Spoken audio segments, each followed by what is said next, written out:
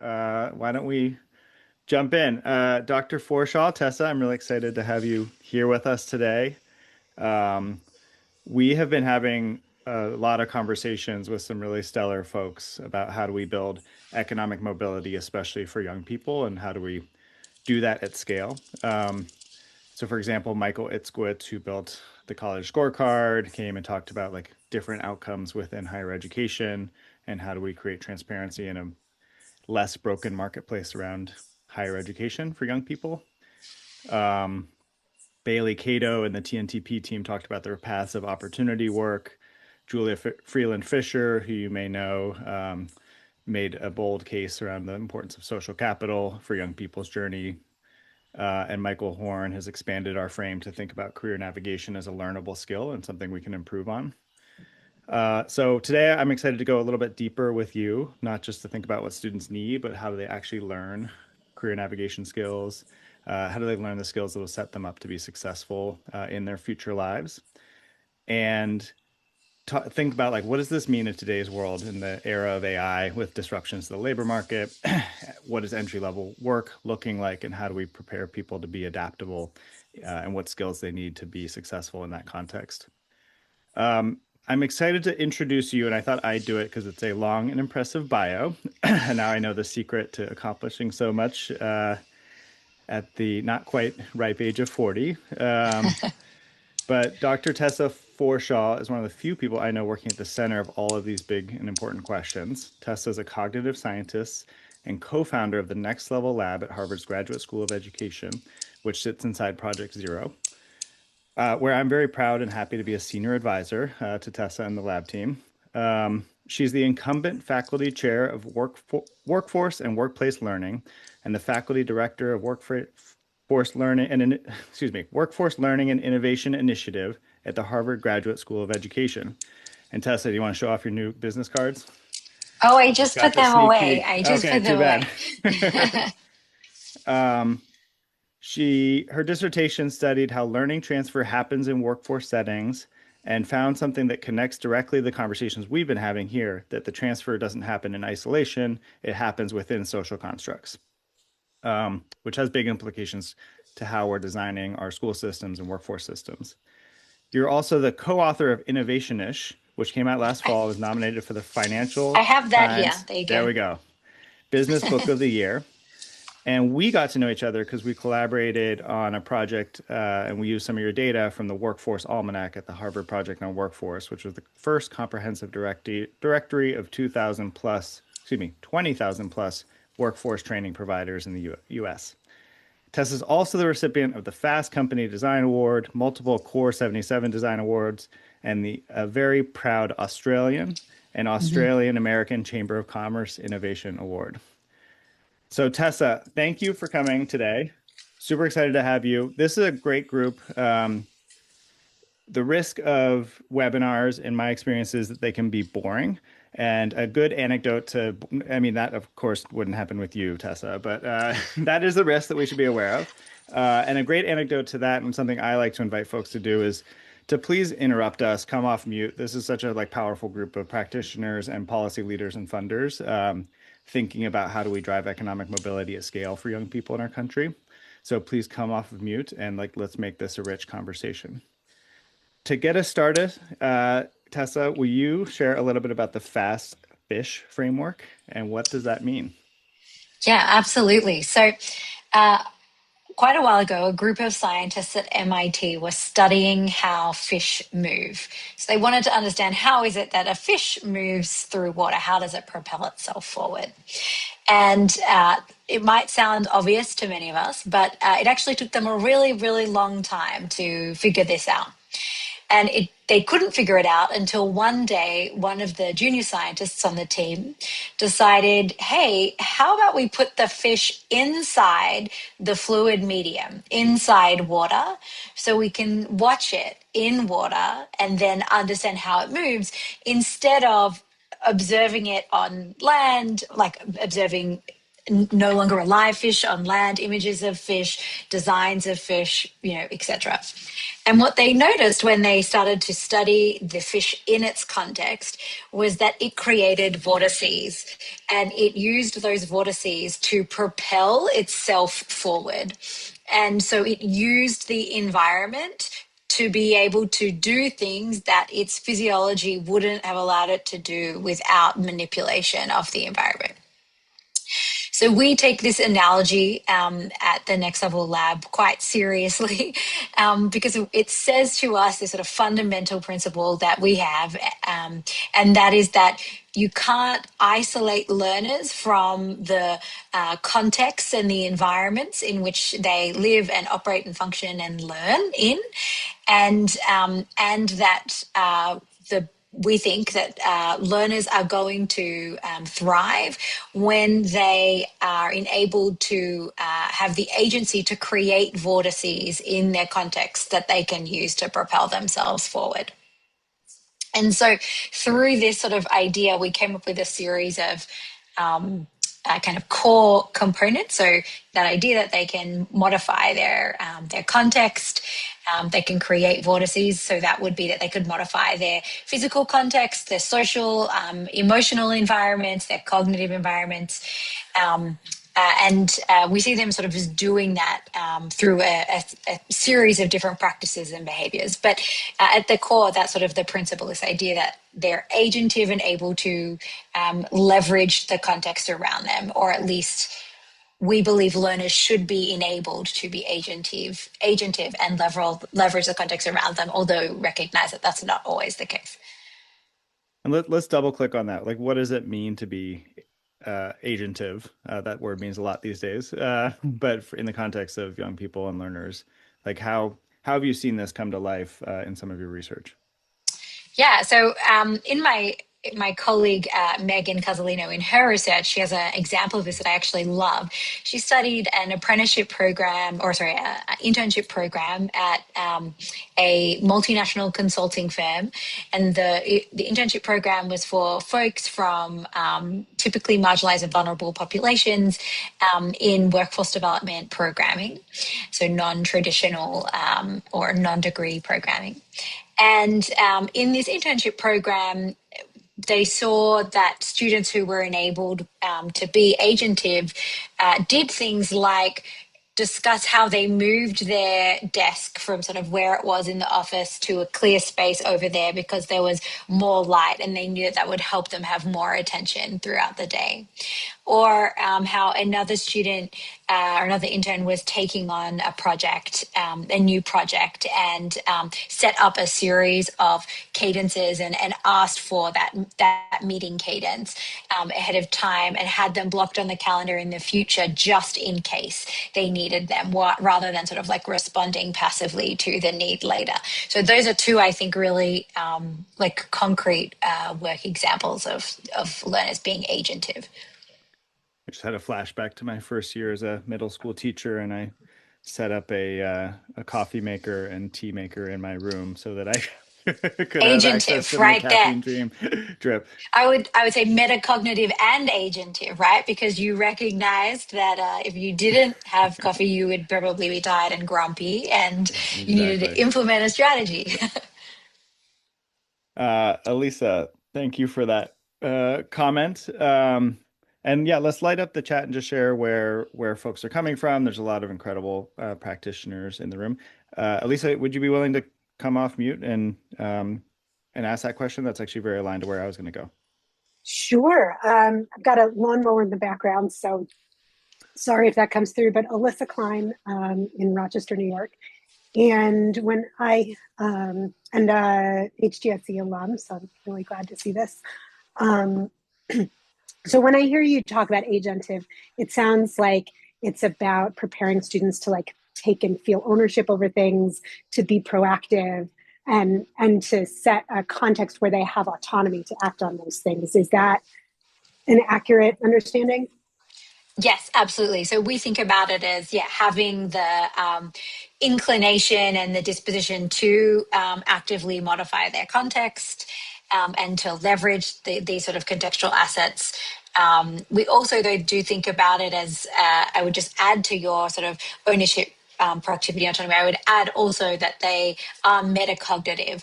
I think teaching that as a skill is really essential in helping students be successful at being agentive, because if they're not engaging in real-time monitoring, modification and adaptation of their own cognition, their own emotions, which I would say is part of cognition, but emotions, thinking, feeling, actions, decisions, then they can be agentive in sort of an undirected way, which is, I would say, akin to my 5-year-old, who is more like an agentive, unguided missile.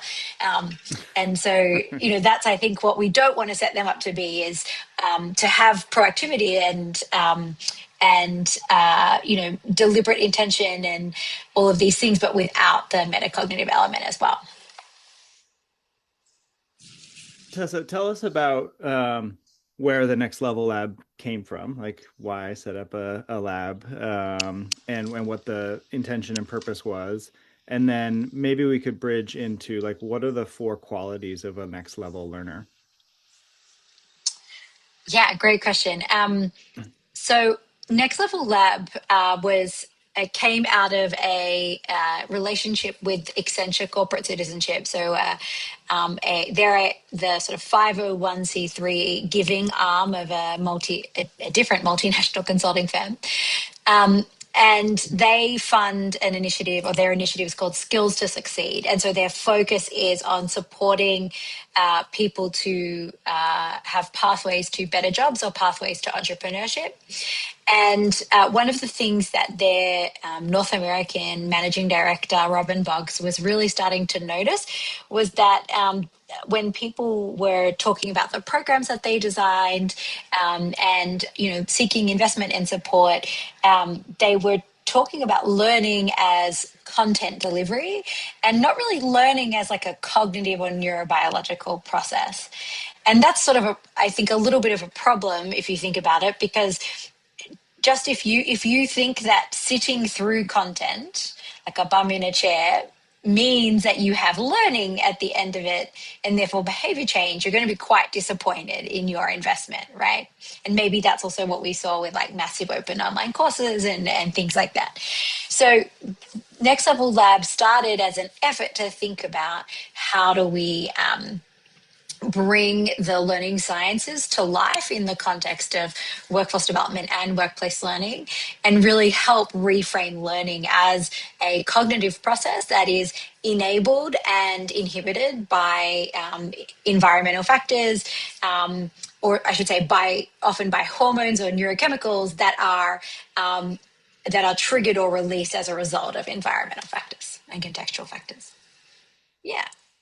Right. And what does it mean to be a next level learner? Your framework has identified 4 qualities of a next level learner. Yeah, that's a great question. I think we often have 4 or 5. So I think I'm going to say the 5th, if that's okay too. Yeah, of course. But so the first is that they're agentive. So we talked about that. So they take ownership of their learning. They actively modify their social, emotional, and physical environments to support better performance. The second is that they would have flexible expertise. So they focus on deep understanding, but that can be transferred and applied across contexts. And so a great sort of way to think about that is about this. I suppose it's thrown around, this term, but I think I mean it loosely, but this idea of that they have transferable skills, and they see that nearly any skill that they have can be transferred to some degree if they have the right sensitivity, inclination, and disposition to do so. They're integrated in the sense that they see themselves as embodied beings, and they bring both their traditionally conceptured cognitive and then extended view of cognitive, so also emotional awareness to their work. So they're not just about thinking and emotion, but they understand that those two things are integrated and come together and provide helpful knowledge. They are cognitively informed, so they know how their own minds work, and that sort of relates to that aspect of metacognition, and that they're culturally aware. So they understand and they reflect on their old cultural lenses, their role in navigating diverse contexts, what they bring to boundary crossing and things like that. And so this is it's an aspiration, but we also think that it's an important expectation of learners, because if we continue to just expect learners to be passive consumers of knowledge, that's going to inhibit what it means to have, resilient adults in the future who can navigate the ambiguous chaos world, the chaotic world that is unfolding in front of us. So it's both a aspiration, but also, like, I think, a new vision for what learners are actually capable of being. Nice. Love that. Let's double click on transferability and transferable skills, as that was the thrust of your dissertation. Can you walk us through what you found? Yeah, absolutely. So we decided, so the research came out of wanting to understand how come some people were able to rapidly transfer learning from one type of context and job into a novel job or a novel role, and then do it again and again and again. And what we could learn from that for sort of thinking about reskilling, because I think traditional approaches of like, oh, you were made redundant, therefore you have no skills, and you should, all of a sudden learn from zero this brand new occupation, have really negative consequences for adult learners, including high rates of suicide, high rates of antidepressants use, lower earning on lifetime, lower earning at 10 years after sort of the transition event, and lower rates of home ownership. So like, it's not a great proposition. So that's where this work came from. And what we noticed were that there were a set of features that that the individual did, that were, or practices and features that the individual did. There were also a set of sort of environmental or contextual organizational factors. And then there were a set of managerial practices that we noticed that were very, very common in where this was happening well. So then we designed an intervention to teach people the individual practices and make it more likely that they would perform them, as well as to teach managers the managerial practices and make them more likely they would perform them. And then we also had a group where they got both conditions. And what we found was that the managers' behaviors, or the managers' exhibition of these practices was the only predictive factor of success in the novel role, as measured by a managing director at the organization evaluating their performance, which obviously can be subjective, but it really was the only significant finding, both in terms of statistically significant, but also in terms of size of impact. And so that was really, really fascinating, because I think historically we have always understood transfer to be this like individual's responsibility to transfer learning. And what this really changed in how we think about transfer is that it's a responsibility that's also the managers or the more experienced others to be able to cue forward how their contexts apply. And so there were 4 practices that we saw these managers that really did, that were predictive, and they were that they created open and constant communication. So it wasn't just like, hey, here on Slack, you can reach out to me anytime. It wasn't that kind of throwaway line. It was we have a 15-minute standing meeting every day for the next 2 weeks. I will be there. You don't have to show up, but I'm there if you need me. Like, come to the meeting. It was that they would specifically draw forward how their past experiences could apply. So we would hear the managers say things like, so on your last project, when you were doing a quality assurance testing analysis, and now you're doing a private equity due diligence takeover, on your last project, when you did this, it was similar in these ways, but here's what was different. Why don't you bring up the strategy that you built for that? Get rid of those slides and start there. So they would really help them like start from a place of asset and cue forward what they knew. We also saw them very specifically give multiple examples of the end state deliverables that they wanted. So if they only give one example of what good looks like, what happens is learners get quite locked into sort of this one vision of like, oh, it has to be exactly like this. Whereas when they got given multiple examples, that meant that there was similarities and difference between them, and it cued forward for them times where they've like attached to different parts of the different examples and brought all of that existing knowledge and mental structures and thinking into play instead of it sort of being this like one-to-one mapping. And finally, oh my goodness, what is the last one? That is mortifying. I've got to remember what the last one is.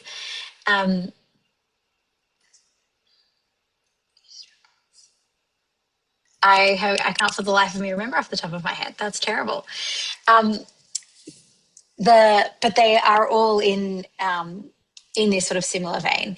What I think is fascinating about all of this is that famous transfer scholar Randy Engel actually came to a really similar conclusion in 2012, but her focus was a little different in that she looked at the role of transfer being on the teacher at the moment of the time of teaching to expansively frame it for the learner about all the possible places the knowledge could go.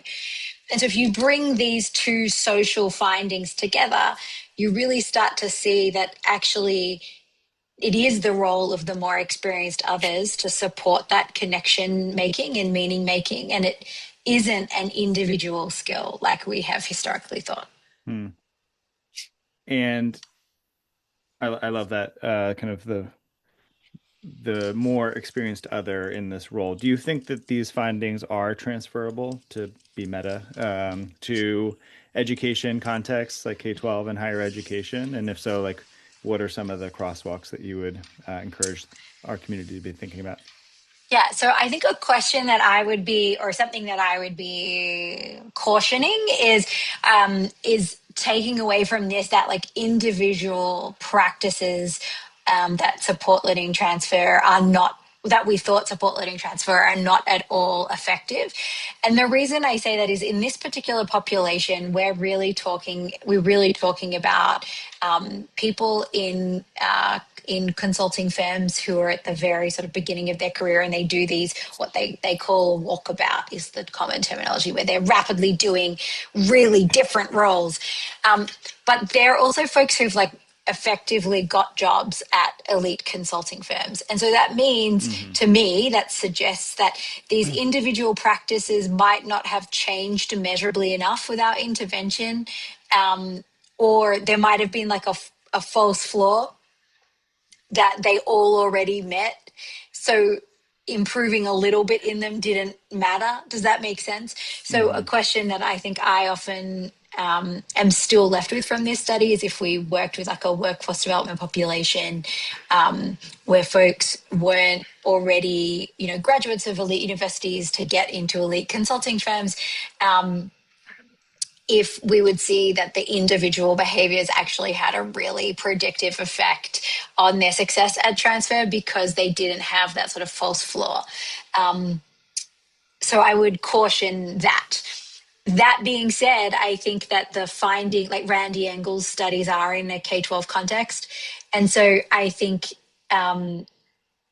what we can take away when we look at the broader body of knowledge from her work and from this is that across these contexts, the more experienced other actually plays a really important role. And that's not a role that we have typically stepped into or conceived of. We've thought of it as learner responsibility. And so we need to really think about it as educator responsibility or manager responsibility or mentor responsibility. And particularly if we're talking about thriving in ambiguity and in all those kinds of contexts, one thing that we want to be really conscious of is as educators, we often will frame like the thing that people learn and then into the desired application context. But it's actually really important that we frame it expansively, so I show how it could map to multiple contexts.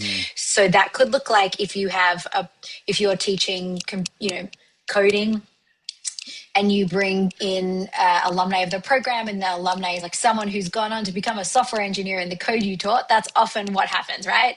But what you actually want to do is bring in that person and 4 others who've all gone on to use that same skill to do really different things. They've gone and started their own personal training business, and they've used the logical way of, syntax thinking to mark out how they think. You've brought the person who's gone into internal IT computer resource allocation. You've brought you want to expansively frame how these skills transfer instead of actually just match them to your desired performance environment.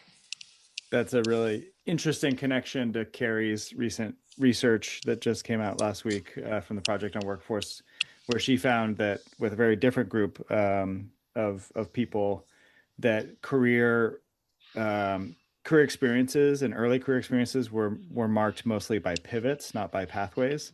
And so kind of showing and expansively framing how different people are pivoting successfully is a nice potential connection to that work. Yeah, that's cool. I just have to clarify, they call them walkabouts, not just in the Australian office for the consulting Not firm? just in the Australian office. Okay. Not just in the Australian. I promise. Definitely in at least the American and the Canadian office too.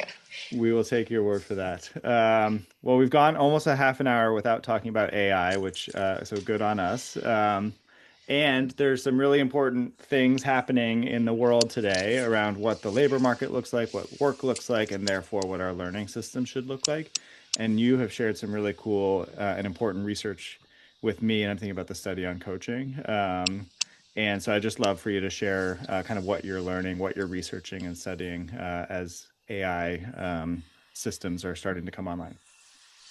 Yeah, so we noticed this really interesting trend with AI that, and especially in learning context, I should say, where there's been a lot of effort and intention to sort of instantiate humans in some way. So for some reason, our obsession with using AI is not let's improve the back office, but instead let's replace teachers, which is just wild to me. But so we decided, for the sake of this study, to really lean into the idea of instantiating a human. And so we created we had a situation where we had 2 coaches. One was a human coach following ICF guidelines, and the other was a AI coach that was designed very closely to be an instantiation of this person. So they were designed to have the exact same protocols, the exact same questions, the exact same ICF body of knowledge that they were drawing on. They were not designed to be the best kind of AI coach you could imagine. They were designed to instantiate the human. And we wanted to see what happens if we sort of do that, and just how do learners make sense of it.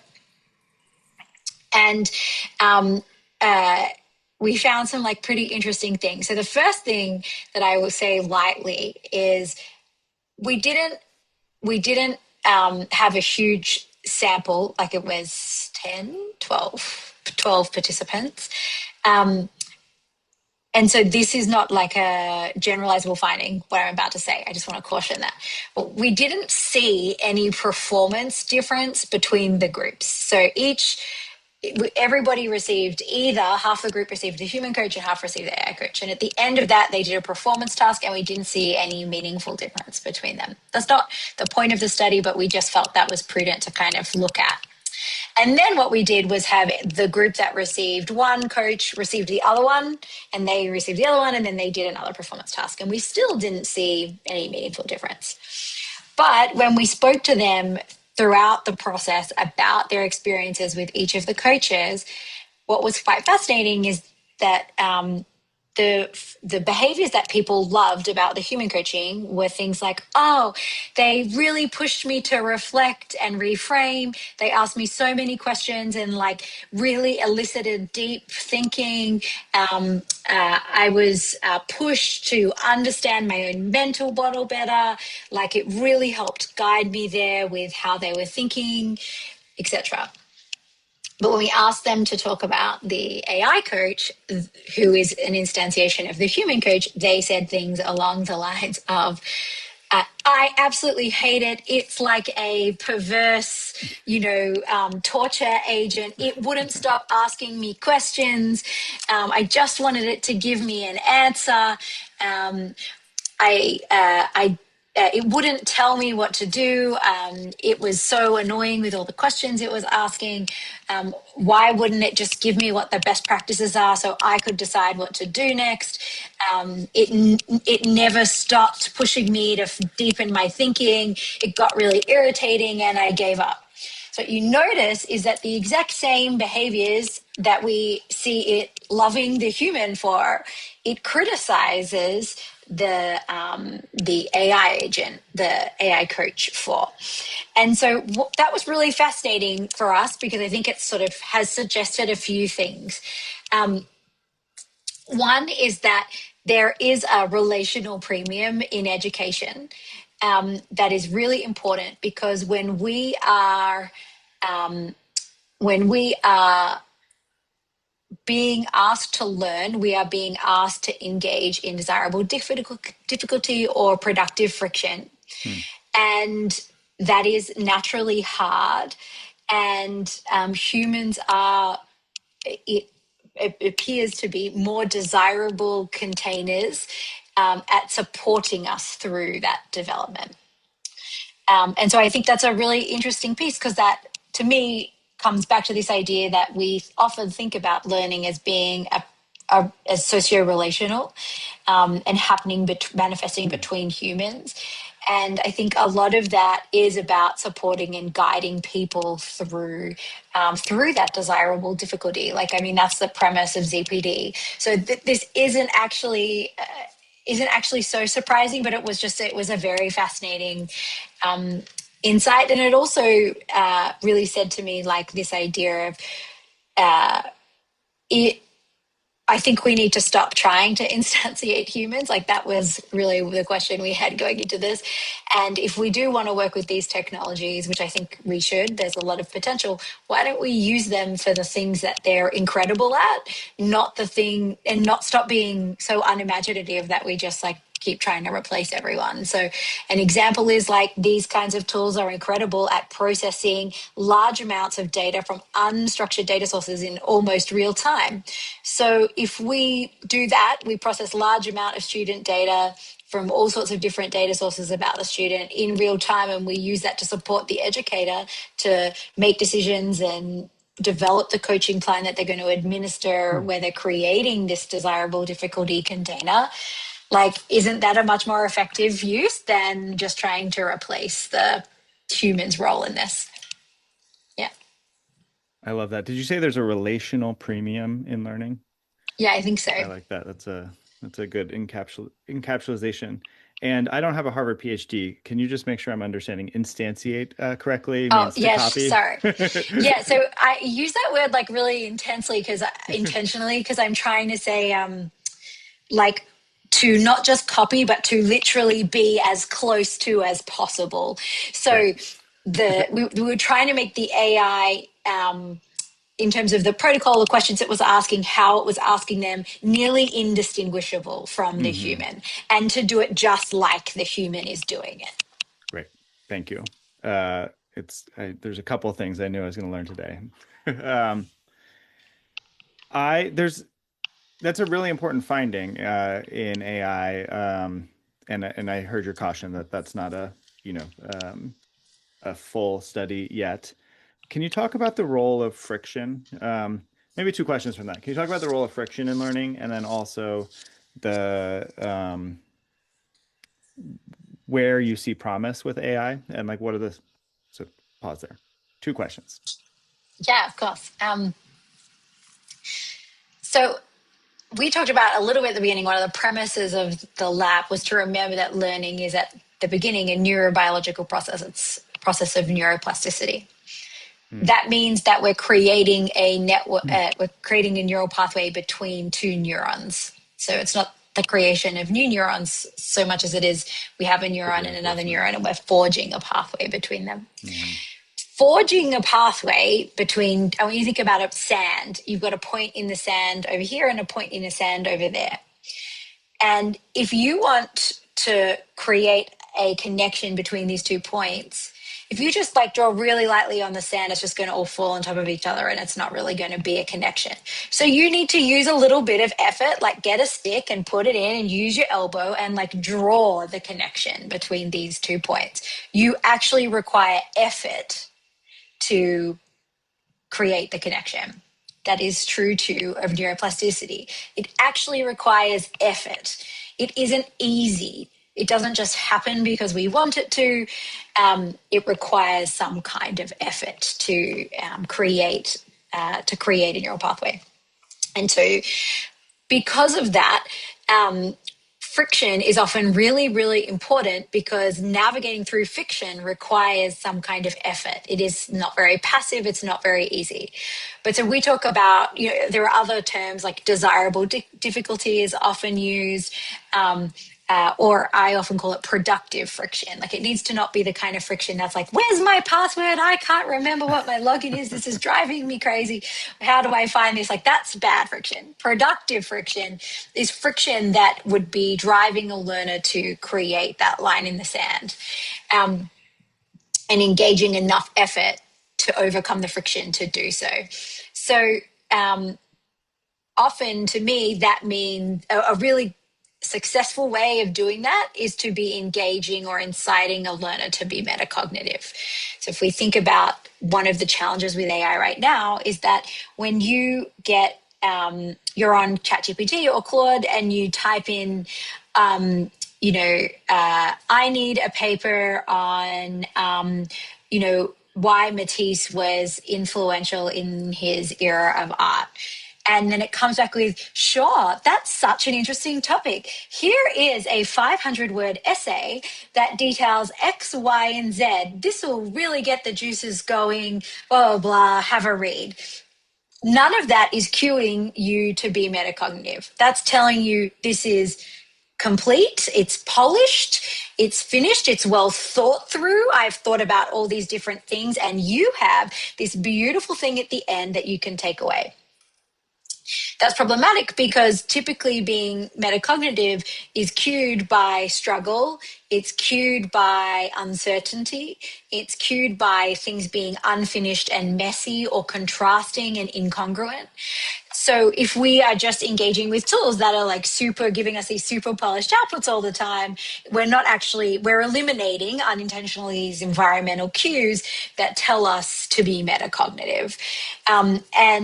And so when I think about productive friction, I think about how do we either, as educators, scaffold into our programming the friction necessary to engage with that, to engage with the output of that in a way that would create learning because there's enough effort involved, or how do we build the friction into the AI tools themselves so that we can create learning. But that's also hard. We have to do that in a way that doesn't result in them hating the agent like we saw with the Socratic agent that we built.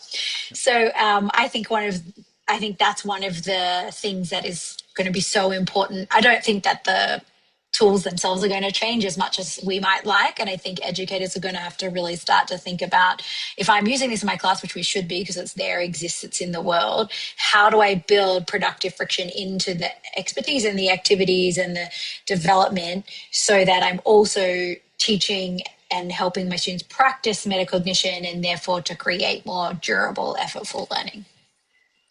I love that. I have to say that I think that's the second time I've heard your Claude or ChatGPT impression. It's quite good. As we think about, you said like educators should be using and teaching, using these tools because they exist in the world. Let's go a little bit deeper on that and just like, what are the skills and experiences that you think are most valuable for young people, either in the K-12 or higher education systems or like early in their careers to be learning, and what has gotten you, like who or what has gotten you excited that they think that you're excited about with like who's doing this well is what I'm trying to ask. Sorry, my questions are a little clunky today. No, my responses are just as clunky. So I firstly want to say, like, there's like the idealist Tessa and the realist Tessa in my head, and I have a 6 year old. Sorry, she would be very mad at me if I call her a 5 year old. I have a 6 year old and I have a 3 year old, and the idea of them having anything to do with AI terrifies me. So it's just like a hard no go zone. But the realist side of me is also like, you're going to have to use these tools for the rest of your life. And whilst I don't think that 3 and 6 are the appropriate ages to introduce them, there is going to be a point where I have to have a reckoning with myself that says, like, we now need to think about, how do I set you up to be able to use these tools in a successful way, and everything that will come beyond them, because they certainly won't stop where they are, which is Mm-hmm. terrifying. And so that's just the truth. And so with that being said, I think looking at them through the lens of what are they really good at. So sort of like what we said before, really good at processing lots of data from disparate sources that's unstructured. Like, maybe let's not try to teach our kids anymore how to do that, right? Like, maybe that is a thing that, or if we do, like, it's enough to understand it so they know what the machine is doing. Mm-hmm. But then there are other things like, I loved the article in the Stanford Social Innovation Review on relational intelligence. There are a whole lot of things around relationships and relationship building and trust, and not just empathy that's like performative, but relational empathy that's mutual and felt and exchanged. That are so important and going to be so enduring, because the computer isn't good at them, um, that I feel like we need to sort of be giving a lot of weight to.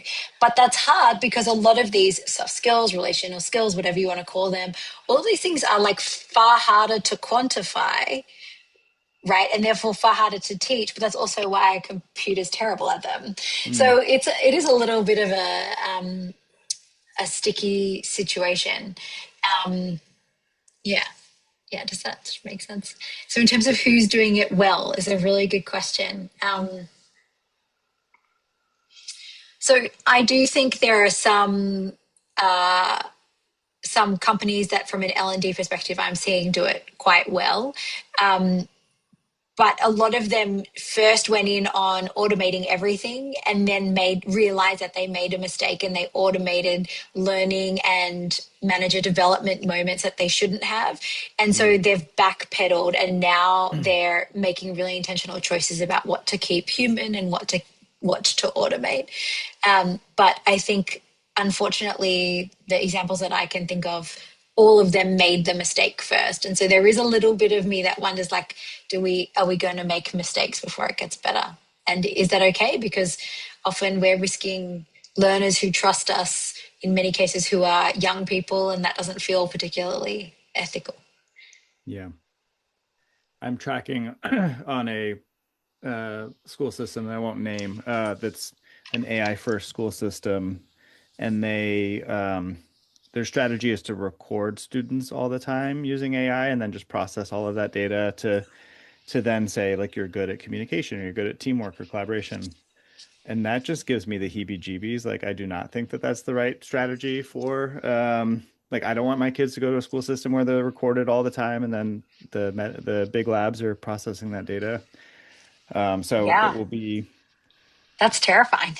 yes, that's kind of my take. That was like not the right strategy. And yeah, I think we're in for some interesting times as the world sorts this out and our systems sort this out.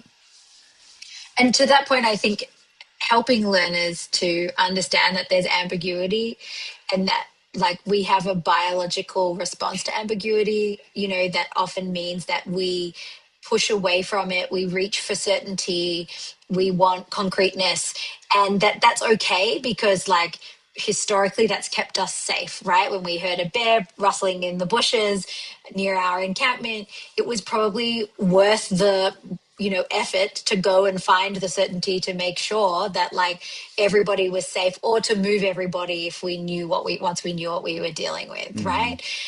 But like today, stuff is less a bear rustling in the bush. That's every ambiguous situation is less that, but our body, like our amygdala still, which is a small almond piece shape of our part of our brain that is sort of responsible for your fight or flight system and for Mm-hmm. threat detection. And it's like what goes off in toddlers when they're having a tantrum.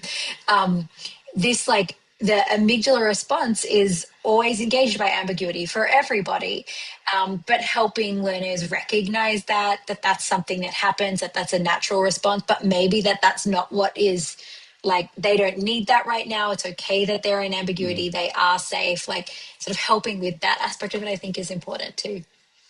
Cool. Agreed. Alyssa just co-signed the comment you made. Mike is a friend. He's helped us think about how we're teaching AI literacy and fluency within our curriculum and platform. And he and Scott are doing some really cool work at Uncommon in K-12 in this space. So lots of great questions in the chat. Would love to like invite folks in to ask Tessa your questions. So come off Sarcastic mute and just remarks are jump in. also welcome. Sorry, what'd you say?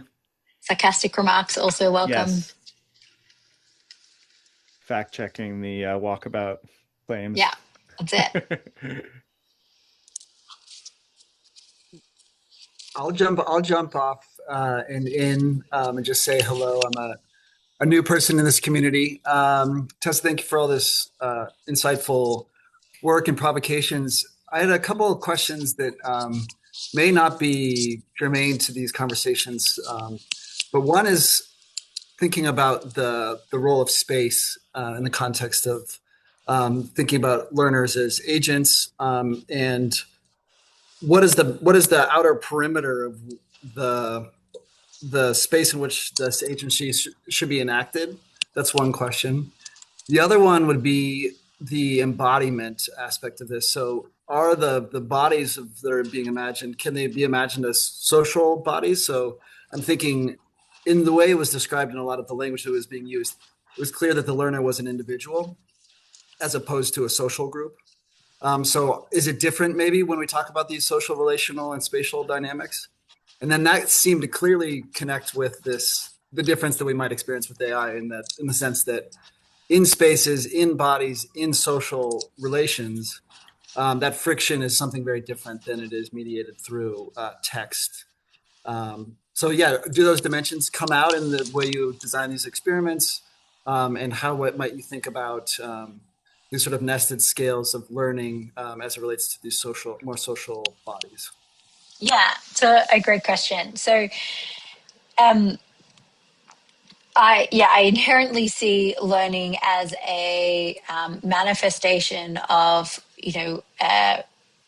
of something that happens within the mind of a person in a context in relationships with other people. So it can't be separated from the environment or context that it happens within, nor can it be separated from the other people that would be in it. And I would say, like, even if you a question I've once got from a high school student when I talked about this was like, but what if I was like in a black room all by myself, like banging my head against a wall?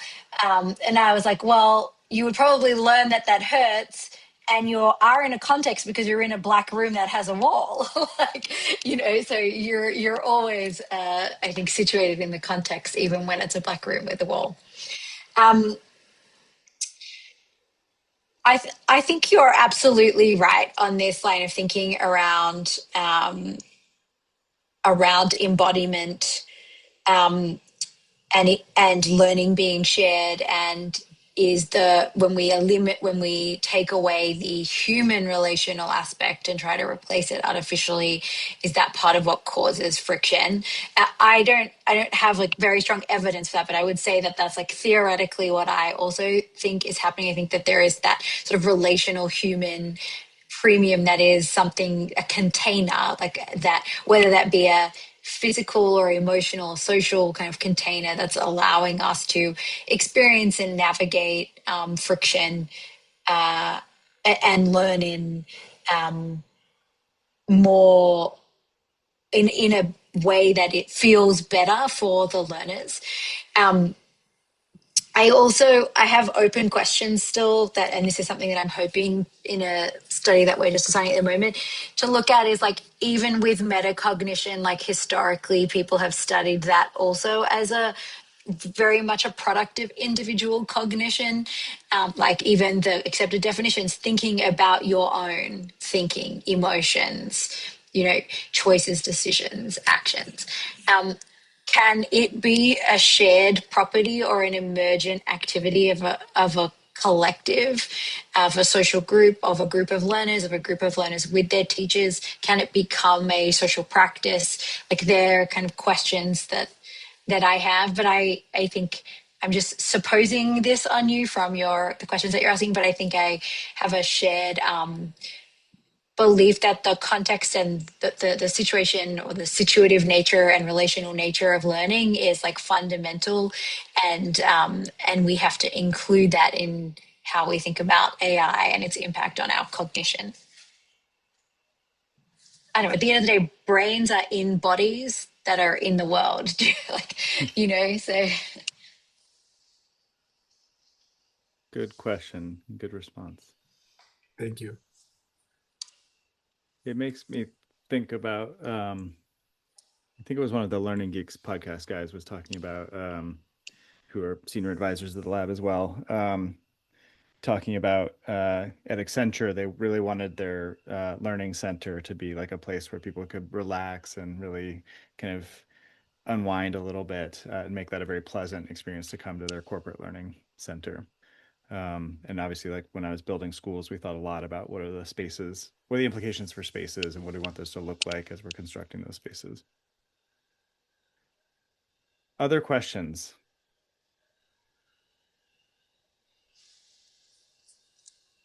Can I quickly follow up? Sure, of course. Yeah, just for a little context, I mean, one of the things, I teach a course to 40 undergraduates at Carnegie Mellon. And one of the things we try and do is encourage students to take intellectual risks. And it seems like there's something, I mean, you gave this example of bringing back external, folks who would otherwise reveal the sort of functional diversity of these skill sets as they move out into an ecosystem. But another way to think about it too is, like, one thing we're trying to do is have them express their own diversity as learners. And if they don't feel invited to take intellectual risks and to sort of step into expressing that diversity, that social space of like the possible metacognition, like the sociocultural metacognition that's possible in that space sort of goes down. Outside of anyone else who comes in to sort of beef it up. And it's really difficult to have this, to create an environment broadly understood, through which students feel like they can express that, or like to take those intellectual risks. And I think this is a broader conversation, that doesn't necessarily deal with the learning that's happening in the room exclusively. But that's something that we're really bumping up against, certainly as they move from high school into college, within a broader context where they have social media context collapse all around them, where they don't have spaces through which they can formulate some of these maybe like different ideas on their own. So just a little bit more context. Yeah, it's a really, I mean, I love that you're trying to do that. And I also think like it is a really hard thing for a learner to understand the diverse application of their own skills. I did a study many years ago when I was at Stanford that was looking at learners who had with the LA Chamber of Commerce in their workforce development program, and it's their normal program that they've run for years. And we intervened just before learners would go into their interviews to be hired into the different tech programs, like from Google or Snap, or the different companies that were hiring out of this program. And they would have 2 interviews, and in half the group randomly assigned would go into a room where they would experience a skills visualization of their resume. So their resume would be uploaded and it would visualize for them using like D3, really bad. It was terrible grading, but D3 bubbles that would like bounce around of what their skills were. And then they could buy different like famous skills frameworks, like change what the visualization looked like. And then the other students just would read their resume, or the other interviews would just read their resume. And then they went into the interviews. The folks who had the skills visualization that presented their exact same information at them in multiple different ways and language were 3 times more likely to get a job at the end. They were also used 250% more skills to self-describe. But what was really fascinating was that they weren't using the names of the skills that we presented them into the visualization. So it's not like they were just regurgitating what they saw in front of them. But what it did was unlock for them, or at least what we think the mechanism is, that it's unlocked for them that their skills are not solidified in one format and structure and visualization of it, but instead there are multiple interpretations of how these different things manifest and relate to each other. And so they've taken that into the interview when they've talked about who they are and what they do and what they're capable of and what different experiences gave them.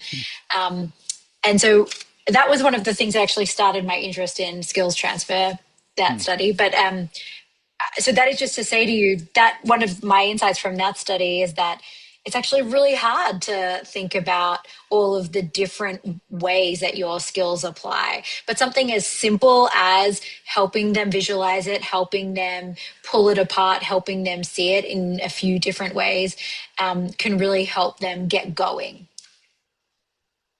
I think that's a nice connection to the earlier part of the conversation where we were talking about the importance of expansively framing and kind of giving multiple examples of what good looks like and drawing forward past experiences.